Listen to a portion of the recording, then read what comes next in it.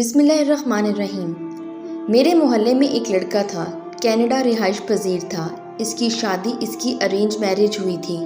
بچپن ساتھ گزرا تھا، سو ہم ایک دوسرے کو اچھے سے جانتے تھے۔ اس کی 2 بیٹیاں اور ایک بیٹا ہے۔ مجھے اس کی شادی کے بارے میں بالکل کوئی علم نہ تھا اور نہ ہی میں اس کی بیوی کو جانتا تھا۔ 15 سال کے بعد وہ اچانک میرے گھر آیا۔ دروازے پر دستک ہوئی۔ سیکیورٹی سے ملنے کے بعد کہنے لگا فارس سے ملنا ہے۔ رات کے 11 بج رہے تھے۔ وہ مجھے دیکھتے ہی پہچان گیا، لیکن میں اس کو نہ پہچان سکا۔ خیر جب کچھ قربت ہوئی تو اس کو پہچان گیا۔ عرفان صاحب، آپ آج اچانک گلے لگایا۔ وہ بالکل بدل چکا تھا۔ سر کے بال جھڑ چکے تھے، گنجا پن آ چکا تھا۔ مجھے دیکھ کر بولا، فارس صاحب آپ تو بالکل نہیں بدلے، جیسے 15 سال پہلے تھے ویسے ہی ہو۔ میں مسکرایا، نہیں جناب ایسی بات نہیں ہے، صرف ظاہری شکل نہیں بدلی، باقی دل، احساس، سوچ، خیالات سب کچھ بدل چکا ہے۔ خیر چائے منگوائی۔ اس کا لہجہ کچھ دھیما ہونے لگا۔ میری آنکھوں میں دیکھ کر بولا، فارس مجھے گناہ کی معافی مانگنی ہے۔ میں مسکرایا، عرفان صاحب کیسا گناہ؟ آپ کیا کہہ رہے ہیں؟ عرفان اچھا بھلا جوان مرد تھا۔ چائے کا کپ سائڈ پہ رکھا۔ فارس میری شادی ایک بہت پیاری اور پاک دامن لڑکی سے ہوئی تھی۔ ماں باپ نے رشتہ کیا تھا، ابو تو تھے نہیں، امی کو انکار نہ کر سکتا تھا۔ رشتہ ہوا، شادی ہو گئی۔ وہ بہت اچھی تھی، لیکن ہماری سوچ مختلف تھی۔ میں کینیڈا میں رہتا تھا، اس لیے شراب پینا میرے لیے عام سی بات تھی۔ اسے سگریٹ اور شراب سے سخت نفرت تھی۔ 1 سال کے بعد ہمیں بہت جھگڑے ہونے لگے۔ وقت گزرتا گیا۔ 2 بیٹیاں اللہ نے دی تھیں۔ وہ حاملہ تھی کہ ہمیں کسی بات پر جھگڑا ہوا۔ میں اسے طلاق دے کر چلا گیا۔ میں واپس نہ پلٹا۔ آج 10 سال گزر گئے ہیں اسے چھوڑا ہوا۔ میرے پاس کروڑوں روپے ہیں، جائیداد ہے، لیکن میرا 2 بار بائی پاس ہو چکا ہے۔ شاید اب میرے پاس زیادہ وقت نہیں ہے، نہ جانے کب زندگی دغا دے جائے۔ وہ رو رہا تھا۔ میرا ہاتھ پکڑ لیا، فارس میں اسے اپنے بچوں کو اپنانا چاہتا ہوں۔ مجھے بہت تیز بخار تھا، مجھ میں ہمت نہ تھی، پھر بھی اس کے کندھے پر ہاتھ رکھا۔ عرفان اللہ سب بہتر کرے گا، تم اداس نہ ہو۔ وہ بالکل بلک کر رو رہا تھا۔ فارس میرے بچوں کا کیا قصور تھا؟ بھلا میری انا، میرے غرور نے ان کو نہ جانے کتنے درد دیے ہوں گے۔ میں اپنی بیٹیوں کو سینے سے لگانا چاہتا ہوں۔ فارس مجھے میری بیوی بچوں کے پاس جانا ہے، میں سب کچھ لوٹا دوں گا۔ میں نے پوچھا دوسری شادی کیوں نہیں کی؟ کہنے لگا، مجھے اس رشتے سے نفرت سی ہو گئی تھی۔ مجھے کسی عورت کا یوں ساتھ اچھا نہ لگتا تھا، لیکن جب سے میں بیمار ہوا مجھے احساس ہونے لگا ہے ہم سفر کے بنا زندگی کچھ بھی نہیں۔ میں اس کو تسلی دی، چونکہ میں خود بیمار تھا، اسے گھر جانے کا کہا۔ اسے یقین دلایا کل اس کی بیوی کے پاس ضرور جائیں گے۔ فجر کی نماز ادا کر کے میں فارغ ہوا۔ بارش ہو رہی تھی۔ وہ بھیگا ہوا میرے دروازے پر آ کھڑا ہوا۔ اس کی آنکھیں سرخ تھیں، سو چکی تھیں، یوں لگ رہا تھا وہ رات بھر سویا نہیں۔ مسکراتے ہوئے آیا، فارس اب چلیں؟ میں مسکراتے ہوئے اس کو بیٹھ جانے کا کہا۔ ناشتہ منگوایا۔ دونوں نے ناشتہ کیا۔ مجھے کچھ کام تھا NGO کا، وہ ختم کیا۔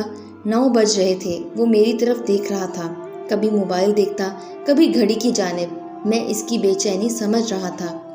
وہ اپنی کار لے کر آیا تھا، اس کے ساتھ ہی چل دیا۔ وہ بتانے لگا میری بڑی بیٹی کا نام شانزے ہے۔ مجھے یاد ہے اس کی پیاری سی آنکھیں۔ اسے میں نے گود میں اٹھایا تھا۔ میری چھوٹی بیٹی آرزو، ننھی سی کلی، اس کا رونا ہنسنا میرے کانوں میں ہے۔ اس کی آواز کانپ رہی تھی، آنسو بہہ رہے تھے۔ میرے سامنے بار بار ہاتھ جوڑ رہا تھا، فارس مجھے میرے بیوی بچوں سے ملوا دینا، میں اپنی بیوی کو منا لوں گا۔ میں سوچ میں گم تھا۔ ہائے غصے میں کیے فیصلے جدا تو کر دیتے ہیں، لیکن وقت کے ساتھ پچھتاوا بھی ضرور رہتا ہے۔ دل میں ایک ٹھیس ضرور اٹھتی ہے، کاش جدا نہ ہوئے ہوتے۔ تھوڑا سا جھک جانا کیا ہی خوبصورت عمل ہے۔ ہم ایک گاؤں میں پہنچے۔ اس نے اپنے سسرال کے گھر کے سامنے گاڑی روکی۔ 10 سال بعد وہ وہاں لوٹا تھا۔ فارس یہ ہے میری بیوی سجل کا گھر۔ دروازے پر دستک دی۔ کچھ لمحے بعد ایک چھوٹا لڑکا باہر آیا، ہم کو دیکھ کر خاموش کھڑا رہا۔ میں نے نام پوچھا، پھر پوچھا اپنے پاپا کو بھیجو۔ وہ آہستہ سے بولا، پاپا نہیں ہیں، ماما ہیں۔ دوڑتا ہوا گھر میں گیا۔ اتنے میں ایک عورت باہر آئی۔ وہ عرفان کو دیکھتے ہی پہچان گئی تھی۔ تم یہاں؟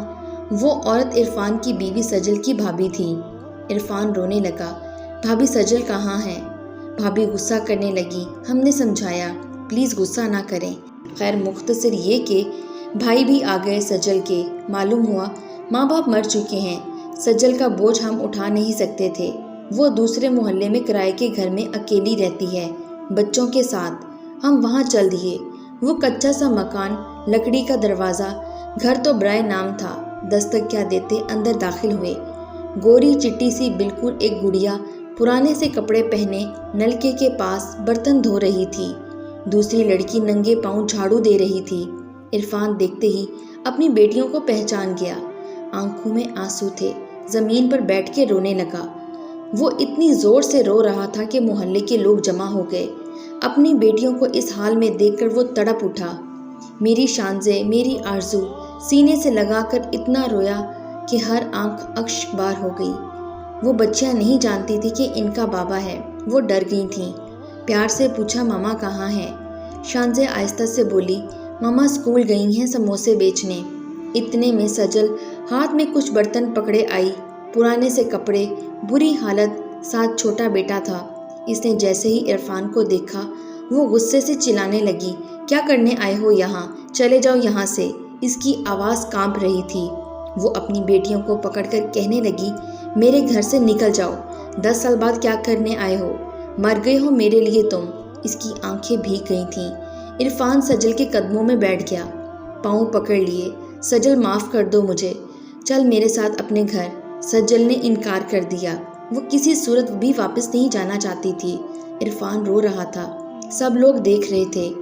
میں آگے بڑھا، سجل کے سامنے ہاتھ جوڑے، سائڈ پہ لے گیا۔